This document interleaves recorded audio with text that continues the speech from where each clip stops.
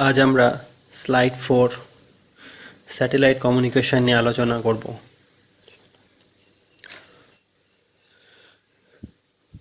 So প্রথমেই, what is satellite?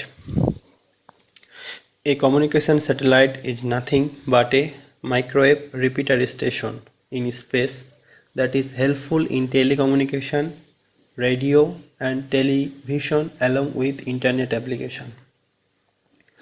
যদি খুব সহজ ভাষায় বলতে চাই যে স্যাটেলাইট বলতে কি বোঝায়, তাহলে স্যাটেলাইট অ্যাকচুয়ালি একটা রিপিটার সার্কিট, যেটা টার্মিনাল, যদি আমরা একটা এক্সাম্পলের মাধ্যমে বুঝাই, টার্মিনাল এ থেকে যে সিগন্যালটা টার্মিনাল বিতে পাঠানোর উদ্দেশ্য থাকবে, সেখানে স্যাটেলাইট এখানে কি করবে, সেই সিগন্যালটাকে রিসিভ করবে, দেন অ্যাম্প্লিফাই করবে, দেন সেটা টার্মিনাল বিতে পৌঁছা যেতে পারবে।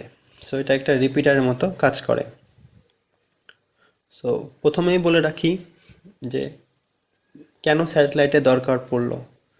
সো আজ থেকে অনেক বছর আগে যখন কমিউনিকেশন আজকের মতো যখন অপটিক্যাল ফাইবার কমিউনিকেশন অ্যাভেলেবল ছিল না, তখন একটা টার্মিনাল এ সাপোজ এক দেশ থেকে আরেক দেশে কমিউনিকেশন করার জন্য টাওয়ারের মাধ্যমে তো কখনোই করা পসিবল না এক দেশ থেকে আরেক দেশে। সো এখানে কি করা হতো যে টাওয়ার বলতে আমি বলতে চাচ্ছি পয়েন্ট টু পয়েন্ট কমিউনিকেশন যেটা। সো এখানে কি করা হলো যে স্যাটেলাইট ইউজ করা হলো। স্যাটেলাইটের মাধ্যমে কি হলো, এক দেশে টার্মিনাল এ থেকে সিগন্যালটা স্যাটেলাইটে পাঠানো হলো, সেখানে সেই সিগন্যালটাকে রিসিভ করলো স্যাটেলাইট, দেন স্যাটেলাইট সেখানে সিগন্যালটাকে রিসিভ করা অবস্থায় স্বাভাবিকভাবে সিগন্যাল লেভেল অনেক কমে যাবে, সেটাকে এগেইন অ্যাম্প্লিফাই করবে, দেন সেটা টার্মিনাল বি দিকে বা টার্মিনাল বি সেখান থেকে ডাউনলোড করে নিতে পারবে, বা যে কোনো ইউজার সেখান থেকে ওই কোড জানতে পারলে সেখান থেকে নামায় নিতে পারবে। সো এভাবেই একটা লং ডিস্টেন্স কমিউনিকেশন স্যাটেলাইটের মাধ্যমে করা সম্ভব। সো আপলিঙ্ক এবং ডাউনলিঙ্ক বলতে কি বোঝায় এখানে? The frequency with which signal is send into the space is called uplink frequency, while the frequency with which it is sent by the transponder is downlink frequency. So এখানে যে সিগন্যালটা ভূমি থেকে satellite দিকে পাঠানো হয়, এক কথায় তাকে বলা হয় আপলিঙ্ক, এবং স্যাটেলাইট স্পেস থেকে যেটা আমাদের আবারও ভূমিতে যেটা রিসিভার সেকশনে রিসিভ করার জন্য যে ফ্রিকোয়েন্সি ইউজ করা হয়, সেটাকে বলা হয় ডাউনলিঙ্ক ফ্রিকোয়েন্সি। আমরা আগে দেখেছিলাম জিএসএম এর ক্ষেত্রে আপলিঙ্ক এবং ডাউনলিঙ্ক ফ্রিকোয়েন্সি, সেখানেও আমি বিস্তারিত আলোচনা করেছিলাম কোনটা বেশি হবে কোনটা কম হবে। স্যাটেলাইট সম্বন্ধেও বলা ছিল, তবুও আমি আবারও বলছি, স্যাটেলাইটের ক্ষেত্রে আপলিঙ্ক ফ্রিকোয়েন্সি বেশি থাকে ডাউনলিঙ্কের থাকে। কারণ আমরা যেহেতু ভূমি থেকে সিগন্যালটা পাঠাচ্ছি স্যাটেলাইটের দিকে, সো আমাদের কাছে পাওয়ার রিকোয়ারমেন্টটা অনেকটাই ফুলফিল করা সম্ভব স্যাটেলাইটের তুলনায়। সো আমরা যদি আপলিঙ্ক ফ্রিকোয়েন্সি মানে ভূমি থেকে যে ফ্রিকোয়েন্সিটা পাঠাবো সেটাকে সবসময় বেশি রাখবো, কারণ আমাদের পাওয়ার ইকুইপমেন্টটা অ্যাভেলেবল আছে কম্পেয়ার করলে স্যাটেলাইটের তুলনায়। এবং ডাউনলিঙ্কে আমরা সেই ক্ষেত্রে কম ফ্রিকোয়েন্সিটা ইউজ করার চেষ্টা করবো, বিকজ স্যাটেলাইট থেকে সেটা আবারও আসবে ভূমিতে কোনো একটা ইউজারের কাছে। সো আশা করি তোমরা বিষয়টা বুঝতে পেরেছো। আপলিঙ্ক এবং ডাউনলিঙ্ক ফ্রিকোয়েন্সি কোনটা বেশি হবে কোনটা কম হবে এ সম্বন্ধে বিস্তারিতভাবে আমি জিএসএম পার্টের ওখানেও আলোচনা করেছিলাম, তোমরা ওটাও দেখতে পারো। সো কিছু সুবিধা অসুবিধা আছে স্যাটেলাইট কমিউনিকেশনের। সবথেকে বড় সুবিধা হচ্ছে পৃথিবীর যে কোনো প্রান্তে স্যাটেলাইট কমিউনিকেশনের মাধ্যমে কমিউনিকেট করা পসিবল হয়, যেখানে অনেক ক্ষেত্রে অপটিক্যাল ফাইবার বা অনেক অন্য কমিউনিকেশন যেখানে পারা যায় না। সো স্যাটেলাইটের সব থেকে বড় সুবিধা হচ্ছে এটা, এবং higher bandwidth one of the advantage. But কিছু ডিসঅ্যাডভান্টেজও আছে, যেমন স্যাটেলাইট লঞ্চ করতে এটা বা কোনো একটা অরবিটে এটা অনেক কস্টলি। তারপর স্যাটেলাইটের ব্যান্ডউইথটা day by day used up হয়ে যাচ্ছে। দেন আরেকটা বড় অসুবিধা হচ্ছে স্যাটেলাইট কমিউনিকেশনে প্রপাগেশন ডিলে হয়, যেটা স্বাভাবিকভাবেই এত লং ডিস্টেন্স কভার করে যাওয়া সেখান থেকে আবার আসা। সো এটা একটা পুরোপুরি বিষয়টাকে সম্পন্ন করতে অনেক ডিলে হয়। সো এগুলো হচ্ছে মেন ডিসঅ্যাডভান্টেজেস। স্লাইডে কিছু ফ্রিকোয়েন্সি ব্যান্ড সম্বন্ধে দেখানো হয়েছে, L S C, X, K, U, K, K A. So এর ফ্রিকোয়েন্সি রেঞ্জগুলো এবং এর অ্যাপ্লিকেশনগুলো তোমরা পড়ার চেষ্টা করবা। সো মেনলি আমাদের 3 ধরনের ফ্রিকোয়েন্সি ব্যান্ড এখানে দেখানো হয়েছে। সি ব্যান্ড, যেটাকে বলা হয় মোস্ট ফ্রিকুয়েন্টলি ইউজড ব্যান্ড। খেয়াল করলে দেখতে পাবা এই ডাউনলিঙ্ক ফ্রিকোয়েন্সি আপলিঙ্ক ফ্রিকোয়েন্সির থেকে কম এবং আপলিঙ্ক ফ্রিকোয়েন্সি এখানে বেশি।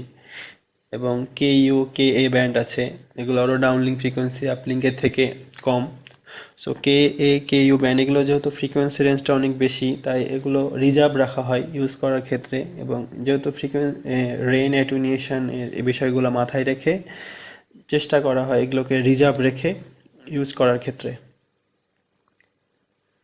So block diagram of satellite communication তোমাদের এখানে একটা সিম্পলিভাবে বোঝানো হয়েছে পুরো স্যাটেলাইট কমিউনিকেশনে কোন কোন স্টেপে কি হয়।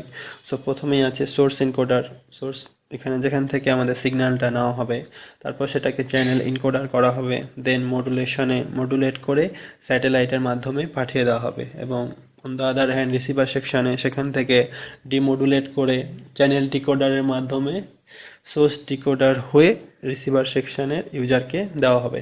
সো এটা একটা টোটাল প্রসেস, আমি সামনে এটা সম্বন্ধে আরও বিস্তারিত বর্ণনা করব। এই স্লাইডের মাধ্যমে তুমি পুরো বিষয়টা স্যাটেলাইটে কি হয় বা কোন প্রসেসে হয় সেটা পুরো সহজে বুঝতে পারবা।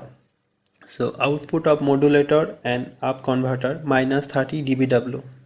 আমি ডিবিডাব্লিউ সম্বন্ধে এর আগেও ক্লাসে বলেছি। সো ডিবিডাব্লিউ ডিবিএম এগুলো কনভার্সনগুলো তোমরা আবারও শিখে নিবে। এখানে ডিবিডাব্লিউর মাধ্যমে সমস্ত প্রকার ক্যালকুলেশন করা হয়েছে। সো -30 ডিবিডাব্লিউ এখান থেকে ফ্রম মডুলেটর থেকে আসলো। দেন প্রথম ধাপ দেখো আমরা স্ক্রিনে, ট্রান্সমিট আর্থ স্টেশন। সো এখানে কি হবে, প্রথমেই আপলিঙ্ক পাথের, ঠিক আছে, আপলিঙ্ক পাথ মানে আপলিঙ্ক পর্যন্ত পাথ যাওয়ার আগ পর্যন্ত কি হয়। সো এখানে দেখো 30 ডিবি ড্রাইভার গেন। সো এই -30 প্লাস 30 যুক্ত করলে হয়ে গেল 0। সো আমাদের এই মুহূর্তে আছে 0 ডিবিডাব্লিউ এই প্রথম এই ধাপটার পর। তারপরে আছে আর্থ স্টেশন এইচপিএ গেন। এখানে এইচপিএ বলতে বোঝাচ্ছে হাই পাওয়ার অ্যাম্প্লিফায়ার। সো এই হাই পাওয়ার অ্যাম্প্লিফায়ারে 20 ডিবির পরে আমাদের 0 থেকে 20 যুক্ত হয়ে হলো 20 D B W. Then 1 D B line loss.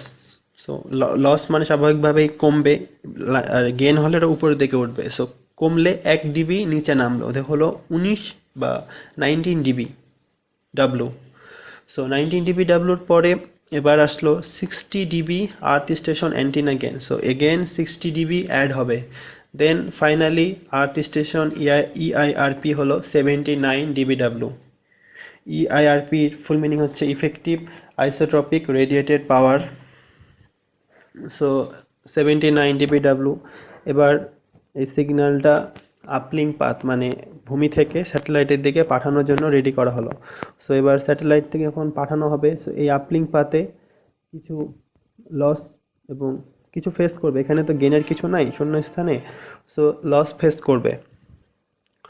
So প্রথম ধাপেই আসলো রেন এবং অ্যাটেনুয়েশন অথবা আদার লস ধরে নেওয়া হয়েছে 6.1 ডিবি একটা লস হবে সিগন্যালে।